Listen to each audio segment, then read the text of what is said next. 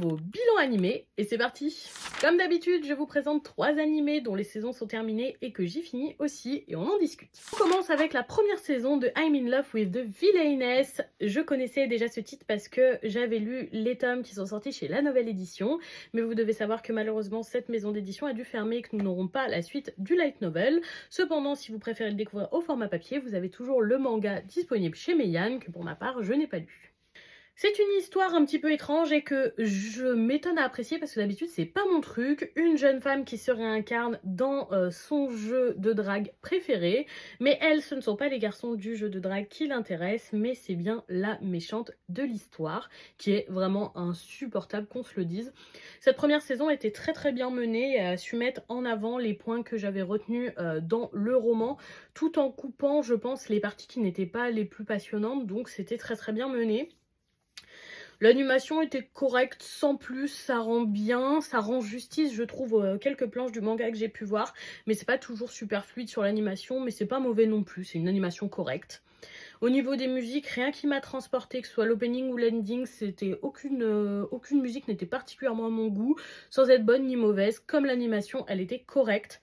J'ai été par contre un petit peu déçue par le choix du doublage de notre protagoniste qui a une voix insupportable. Donc si vous êtes un petit peu en difficulté quand un personnage a une voix agaçante, ça va être difficile pour vous de regarder ça. Si vous n'avez pas réussi à regarder par exemple Black Clover à cause de la voix d'Asta, clairement c'est mort pour cet animé. Malgré tout, j'ai bien apprécié cette première saison et cette adaptation. On reste encore en surface parce que l'histoire de I'm in Love with the Villainess se développe au fur et à mesure et devient très politique. Pour le moment, c'est très romance, mais ça deviendra très politique par la suite avec un véritable sujet autour des luttes de classe.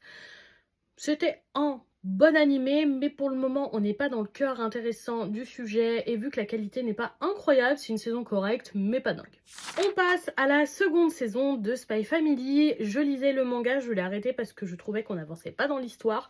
Je ferai le même commentaire pour l'animé, mais je trouve que ça passe beaucoup mieux un épisode de 20 minutes par semaine que les tomes qui sortent où je me dis putain ça tourne vraiment en rond et on n'avance pas.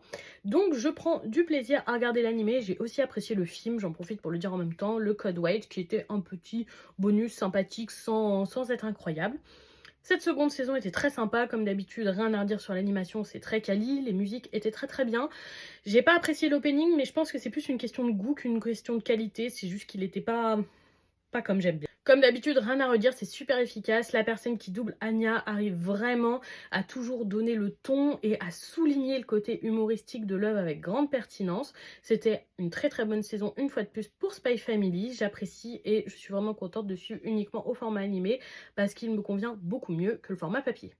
On termine avec la première saison de Ron Kamonohashi des Range Detective. J'avais lu les 2 premiers tomes, ce manga est édité chez Mangetsu actuellement chez nous, et j'avais déjà ressenti une redondance sur les affaires au bout des 2 premiers tomes. Je dois dire que j'ai ressenti la même redondance au niveau de l'animé et c'est dommage, mais je pense que là c'est pas le format qui me convient pas, c'est vraiment l'histoire. Des fois quand j'apprécie pas une histoire, je la découvre sous le format animé et finalement ça passe mieux, mais là pour le coup non, c'était juste pas pour moi finalement. Donc j'ai quand même regardé, l'animation est plutôt chouette, je dirais qualité moyen plus. L'opening et l'ending, je les ai complètement oubliés, donc à mon avis, il devait pas être incroyable parce que sinon il serait dans ma playlist, tout simplement.